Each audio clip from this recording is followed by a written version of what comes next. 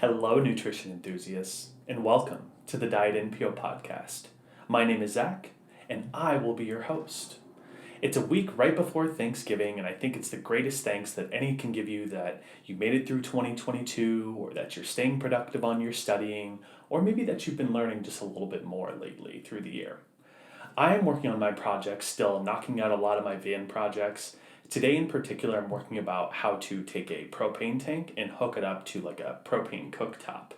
As I've been kind of working through there, it's a lot of different sizes of things, so it's a little bit of a challenge to kind of work with. And plus, I'm kind of working with like open gas and propane's leaking everywhere. I'm feeling lightheaded because of that, so it's definitely a nice little activity to go through. But I gotta say that if I blow myself up while trying to still figure out this project, I'm going to be so pissed because I'm not going to be able to stand the fact of if I went through all this work just in the end just to blow myself up. So let's cross our fingers and make sure none of that is going to happen.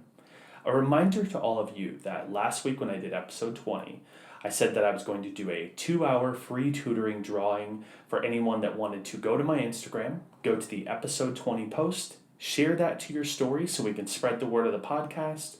And if you do that, I will see it and I'll be able to put you in a drawing to win 2 free tutoring hours with me. The winner, reminder, will be announced on 11/30/22. Since it is Thanksgiving, I wanted you all to be very conscious about food safety this year. Each year throughout Thanksgiving, a lot of people end up getting foodborne illness, and 1 in every 6 people end up with foodborne illness every year. It's a pretty high amount. You have people bringing food from other houses, not transporting it correctly, not holding it properly, or you're even using the turkey baster that you forgot to wash last year, sticking it in your turkey this year, and really taking a lot of that microbial or bacterial growth from those. So we want to make sure everyone stays nice and safe this year, and I thought it'd be a great time to kind of talk through food safety and specifically our foodborne illnesses. With our foodborne illnesses, there's so many that we can know for the RD exam. So let's all put on our aprons today and let's all just learn a little bit more about the different types of foodborne illnesses that we are going to need to know for the RD exam today. Starting off discussing some of the different types of foodborne illnesses. We have bacterial, viral, parasitic, as well as toxic forms of foodborne illnesses. Bacterial is the big one that you usually see. Bacteria loves particular environments, and we always want to be thinking of Fat Tom, that mnemonic that we can think of to think about our foodborne illnesses, and the bacterial ones especially. Bacterial loves to grow on F, food, A, alkaline, T, time, T, temperature, O, oxygen, M, moisture. Fat Tom with 2 T's there. Let's kind of talk about these a little bit more there. Bacteria always needs something to grow on, right? It always needs a food or a protein, usually of some kind, to grow on. And then also, a lot of the times, people will say that the A stands for acid. Now, what I want you to remember is that bacteria does not love acid. Bacteria loves alkaline or neutral environments. We actually use acid to kill off bacteria a lot of the time, don't we? So it makes sense as to why, but most bacteria is going to love pretty alkaline or neutral environments. Bacteria is going to need time to grow a lot of the time, as well as a good temperature to grow, which we know as being that danger zone of 41 to 135 degrees is that danger zone for our foods, sometimes even higher for some of our proteins. Most bacteria loves oxygen, meaning that it's aerobic, but we also have a few bacteria that are known to be anaerobic or without oxygen. Also, we know that bacteria is going to need some great moisture to grow in. Come over after it's rained and go down into my 110-year-old basement, and you'll know exactly what I'm talking about. Bacteria loves moisture. It loves a moist environment that it can grow on, and so that's how you can tell when you get that mildew smell in an area, kind of like my basement. Bacteria loves areas like that to grow on. When it comes to these foodborne illnesses, there's so many details that it makes it tough to memorize all of them. So I usually say you need to find what differentiates a lot of them, because they're going to share a lot of similar characteristics. I always recommend knowing the name, the foods associated, how it usually transfers from food to another, or even, again, like those types of foods that are going to be in contact with it. Keep in mind, we also want to know some of the onset times for when that foodborne illness, from when we ingest it to when these symptoms will usually start, But I don't really harp on this as much as I want you to know your food sources and how it's going to be transferred from food to food. We're going to start with bacteria and knock out all the other ones here. Starting with S for Salmonella, a bacteria that's one of the most costly and most common foodborne illnesses. It commonly grows on raw poultry, raw milk, eggs, and foods that are contaminated with Salmonella as well. Has an onset of about 6 hours to 6 days. So you can think of S, Salmonella, 6 hours, 6 days there as kind of your little memorization trick for going through these. Now, to prevent Salmonella, we obviously need to avoid anything that's raw or undercooked or contaminated with it. So making sure we practice good time, good temperature control, keeping foods out of that danger zone, avoiding any unpasteurized products, and preventing cross-contamination from our raw chicken, raw meats, over to our other items that we're going to eat uncooked. You can expect that since this is bacterial, we can see some type of nausea, vomiting, diarrhea, fever, and cramping. Those will be consistent things that you see amongst most of these bacterial illnesses here. Another one of my favorites here is Campylobacteria Jejuni, another one of those most costly foodborne illnesses. It's present usually in the jejunum of animals, hence why that jejunum also can be found in humans a lot of the time. This will be present in a lot of our poultry, contaminated foods, gravies, stews, and dairy items. Usually has an onset of about 2 to 5 days or so, and since it's related to the jejunum, you already know that, hey, the jejunum is where a lot of that GI tract stuff is. So you can obviously expect that a lot of those symptoms are going to be GI related, such as bloody diarrhea, fever, vomiting, cramping, headaches. And to avoid this, we really need to make sure we practice good time and temperature control, always kind of pretty consistent here, right? Preventing cross-contamination and really making sure we, again, wash our hands and making sure there's no contact with anything like that. Another one of my favorites here is Shigella, also known as Shigella, as I've heard from another way. Now, the way I remember Shigella or Shigella is, part of my language, I think of the word shit, because they kind of sing that same S-H-I. And the reason that I think of that is because Shigella is usually transferred from feces to food, whether that's from the food handler themselves who has feces on their hands, or it's from a fly that lands on feces that's infected with Shigella, then it lands on food. That can be another way it's going to transfer from there. It's going to grow on certain foods such as poultry, contaminated water, dairy, meats, stews, and gravy. Has an onset of about 2 to 5 days, give or take, and you can expect that since we are talking about feces here, you're going to have some watery diarrhea, bloody diarrhea, cramping, fever, or vomiting, so just lots of GI stuff in general, right? Prevent this by excluding any sick food handlers, making sure to wash your hands thoroughly, time and temperature control, and then any cross-contamination between our raw foods and our cooked foods or TCS foods, right? Cross-contamination we always have to watch out for. Another is Bacillus Cereus. And Bacillus, if any of you are nerds like I used to be, or maybe you could argue still am when it comes to this stuff, Bacillus, if you go back to Harry Potter and the Sorcerer's Stone, Harry battles the basilisk. And basilisk is a term of this legendary term for a snake. So when I think of Bacillus Cereus, I picture a snake. And that snake is swimming throughout fried rice, throughout soups, throughout deep things of pudding, kind of vats of food that are sitting out. And this is going to be one of those spore-forming bacteria that's going to proliferate even when it's damaged by heat. So even when we cook it through, if it's already spore-forming, it creates those spores. The spores are not going to be destroyed by the heat. It's got a very quick onset time there of 30 minutes to 6 hours, quick like a snake, you could say. And it's going to cause a lot of emesis and diarrhea. Prevent this by proper temperature and time control to make sure none of the foods will develop those spores and they won't proliferate in the first place. And Listeria. Now with Listeria, we need to really watch out for pregnant people as being the big thing for Listeria. And what this might help you to memorize that a little bit is the fact that pregnant women or pregnant people will usually microwave a lot of their deli meats, if you've ever seen that before.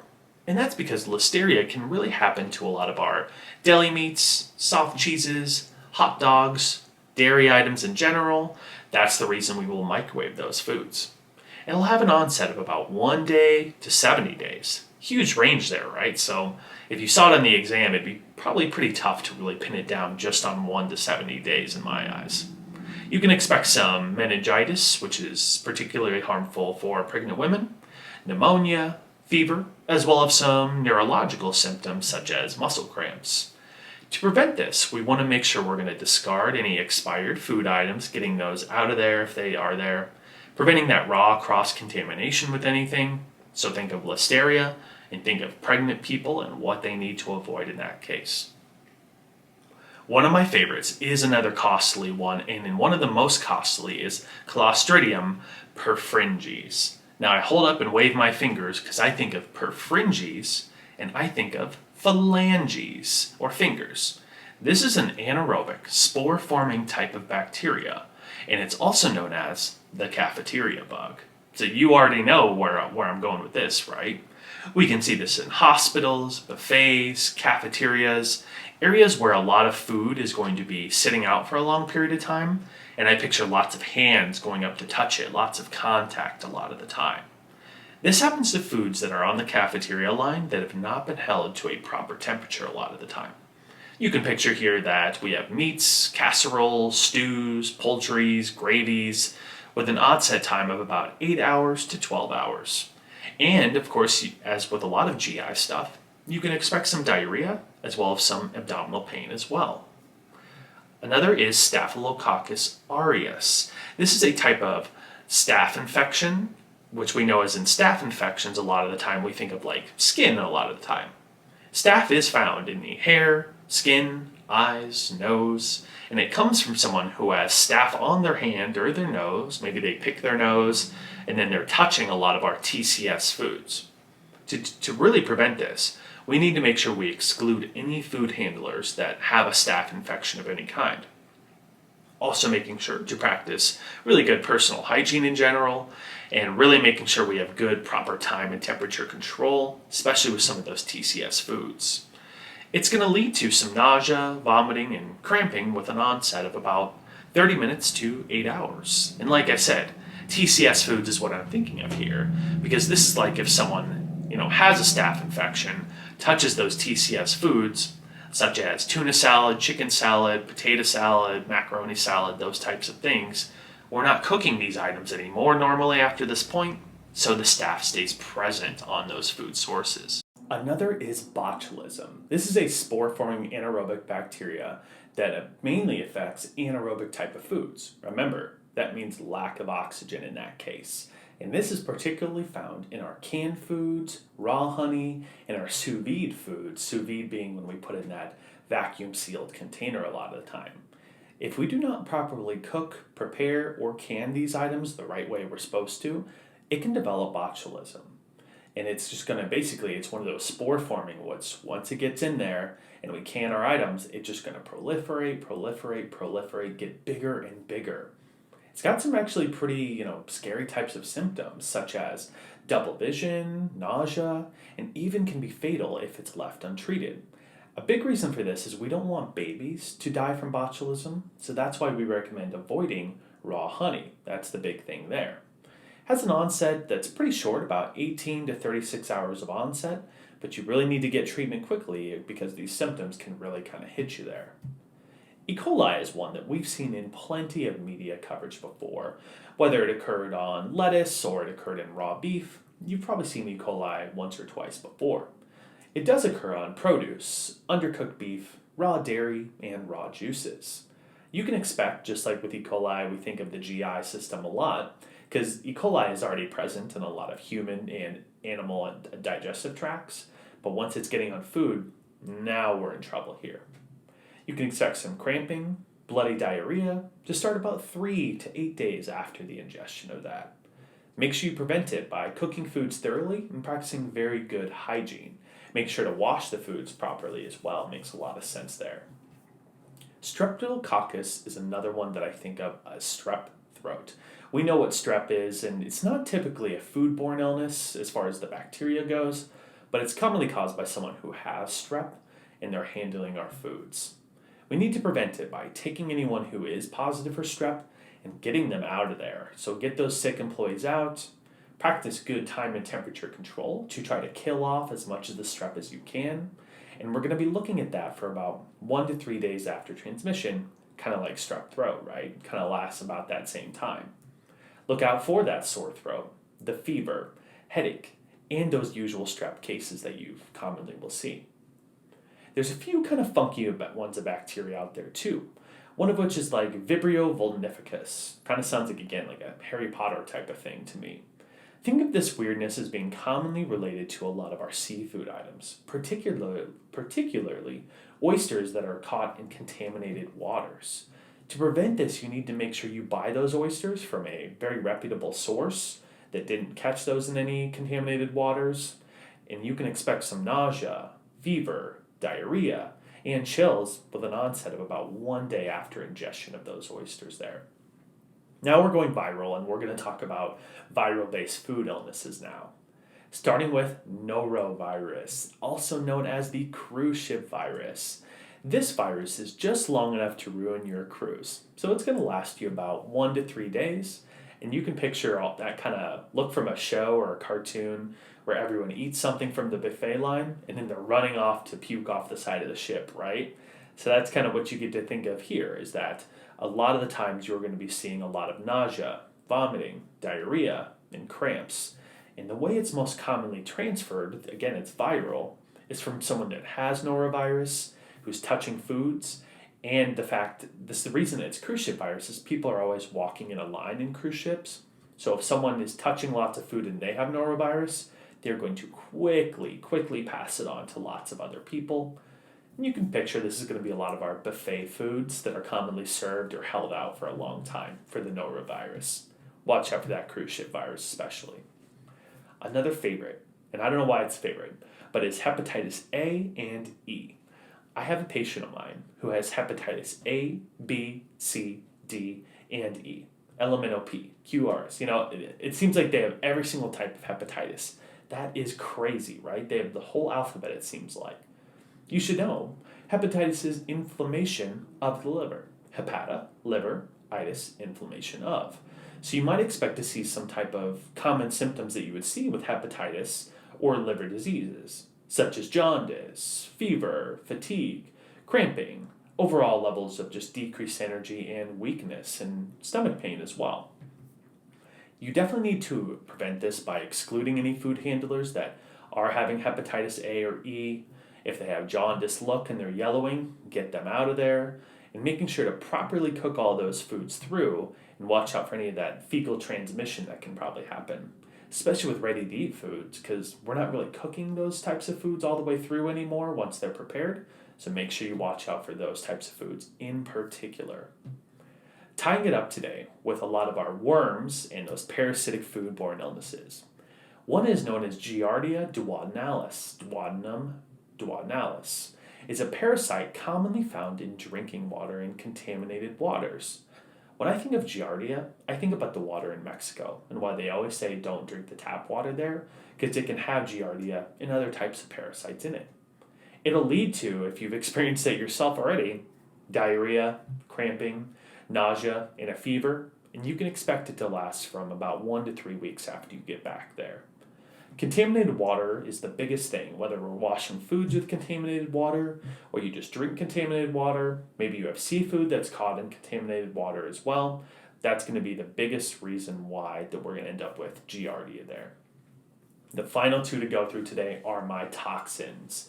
I want to go through Shigatoxin with a C. Shigatoxin is a fish poisoning from predatory seafood such as barracuda, grouper, sturgeon, and snapper. Your onset may be about 3 to 6 hours after ingestion, and you can expect some chills, nausea, vomiting, numbness, as well as some joint pain as well when it comes to those toxins. It always feels so strange, right? And the last big player that I think of is our histamine. For these big fish, a lot of times they will produce lots of histamine. So think of big fish such as tuna, mackerel, the big fishies. Make sure you buy those from reputable sources. Sometimes you can smoke them or make sure you use proper time and temperature control to really prevent them from having any types of histamines. And your symptoms will be like excessive sweating, tingling, rash, and onset of several minutes to several days. So watch out this year at Thanksgiving for all those foodborne illnesses. Cook that turkey to 165. Don't hold foods in your danger zone. And if food has been sitting out, let's make sure we either cool them properly or discard them if they've been out too long. Today on the What's Eating You segment, I want to discuss some homemade mashed potatoes recipe. And this year for my Thanksgiving, I'm thinking about making garlic mash to really make it a nice flavor. I love rich, garlicky flavors when I add it, kind of for my Thanksgiving stuff, so I really wanted to go big this year. Start out by washing and peeling your potatoes and let them sit in water to kind of soak off a little bit of that starch and the dirt that's present there. Once you're ready, go ahead and boil those potatoes all the way until tender. You know how to do that, before going to let them to drain. As those are draining off a little bit, why don't you take some nice, good quality butter, my personal favorite is Kerrygold, and add that into your pan there, maybe like a half stick or a full stick, depending on how rich you want to make it there. I'm going to add probably about 6 cloves of garlic or so, nice and minced up to make that there. Some garlic powder to really add some extra garlicky taste, salt, and pepper. And I'm going to basically wait until I let a lot of that butter kind of brown with that garlic there before I add those potatoes back and start mashing. Get yourself a good potato masher and make sure you don't scratch the bottom of your pan like I commonly do with mine. Then we need to add a little bit extra cream to this. So go ahead and add maybe a half cup to a full cup of half and half, depending on how much potatoes you've added there. The half and half will really help to add that nice, rich, creamy flavor to it. You can always substitute milk if you wanted to go for something a little more low fat, but it's Thanksgiving, so we're all kind of indulging, it seems like. And then, really to top it off, I stole this from Alton Brown. We're going to add about 6 ounces or so, or maybe a half cup of shredded Parmesan cheese at the end of it. Mix that in and let all those flavors really infuse together. When you put it on the plate, let's serve it up with a little bit of chopped parsley, black pepper, just to add a little bit of green to really make a nice aesthetic look with those nice garlicky mashed potatoes. But that ties it up today for the What's Eating You segment and for the Diet NPO podcast. I hope you all maintain a great, safe Thanksgiving this year. Make sure you kind of put your foot down when you think a food is not going to be safe. Have a great holiday. I won't be doing a podcast next Thursday as I'm probably going to be doing my own Thanksgiving festivities. But I want to say that I hope all of you have a great holiday. Look out for a podcast the following week. Don't forget to enter into that drawing that we'll announce on 11/30/22. Cheers to all of you and have a great day.